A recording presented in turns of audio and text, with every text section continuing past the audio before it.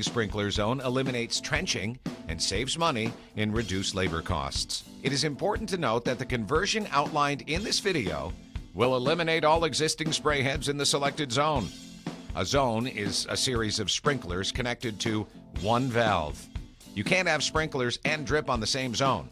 Ideally, the sprinkler zone you select should be dedicated to a single type of plant material, like a ground cover, shrubs, hedges, and/or trees, because their water needs are similar. You will need to determine how many sprinkler heads you have in your selected zone and the make and the model. You should turn on the system to ensure that you do not miss any sprinklers. This zone has 4 sprinkler heads, and it is a Rainbird 1806 model. Retrofitting to drip irrigation will reduce water usage in this zone by 50 to 80%.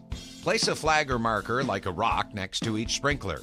Put 2 flags next to the sprinkler that you will convert to a new drip system. We chose this head for convenient access. The following items can only be found at irrigation supply stores. There are several brands of drip irrigation that meet our local requirements besides the one shown in this video.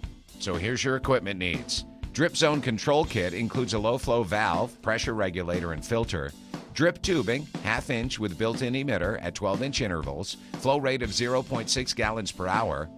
Marlex Street Elbow, Rainbird Easy Fit Adapter, Rainbird PA80 Adapter, Rainbird Easy Compression Tees, stainless steel hooks, Rainbird Sprinkler Caps, 1/2 inch PVC caps, 1/2 inch Schedule 80 nipples, Rainbird Easy Fit compression elbows, Rainbird Easy Fit couplings, figure 8-piece, drip tubing cutters, pliers, and Teflon tape. The first and most crucial step is replacing the existing sprinkler valve. A drip control zone kit includes a low-flow valve, a pressure regulator, and a filter. Everything a drip system requires to work properly. You may consider hiring a professional for this part of the job.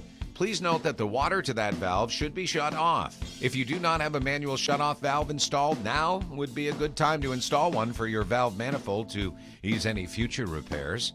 This is the sprinkler that will convert to the drip system. Remove the sprinkler and attach the drip riser to the PVC. Then attach the Marlex Street Elbow to the riser, followed by the adapter and compression tee. Be sure to tape the riser. By installing a tattletale sprinkler on the drip system, this fake sprinkler will pop up letting you know the drip system is working properly. Using a Rainbird PA80 adapter, unscrew the nozzle from the stem, replace with the PA80, then screw on the 1/2 inch PVC cap. Next, install the remaining sprinklers with caps. These caps will fit Rainbird and Hunter sprinklers. For Toro sprinklers, use Toro caps. For all other brands, remove the entire sprinkler and install PVC caps at the riser underground. You can install drip tubing yourself, but it is much easier with a friend. Most tubing rolls come wrapped in plastic. Leave it on to contain the coil and just remove the straps inside. This way you can unroll it much easier. Next, insert the drip tubing into one side of the compression tee and begin laying it out around the plants. There are 2 ways to do this: in a snake pattern or a grid. When snaking it around plants, make sure to get emitters around 60% of the root ball of each plant. This drip is 0.6 GPH and is like the Goldilocks of flow rates. Not too little, not too much. And with the emitter already built in, it saves time, money, won't clog or pop off. Snake patterns are typically not closed loop. You cut the tubing, tie it off at the end with a figure 8 piece. Beautiful. Laying the tube down in a grid pattern disperses the water evenly across the bed. Be sure the emitters between rows are offset in a triangular pattern. You may need drip fitting elbows to facilitate this layout. Now you can calculate the application rate by measuring the distance between the rows and emitters and by knowing the flow rate. Next, using stainless steel U-hooks, stake down the drip tubing every 3 feet to keep it in place. Insert the end of the drip tubing to the other side of the compression tee. Use no more than 300 feet of tubing per valve. We are counting. Now take the cap off the tattletale and flush the drip line to get out any dirt that may have gotten into the system. Run the system for about 1 minute, then turn it off.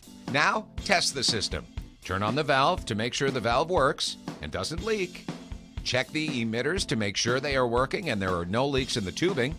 Now, if leaks are found, cut out those areas and replace it with drip fittings and more tubing. So how do you know if it's really watering the soil? Well, this graph shows the wetting patterns of various soil types and flow rates of drip irrigation. So now it's time to schedule the irrigation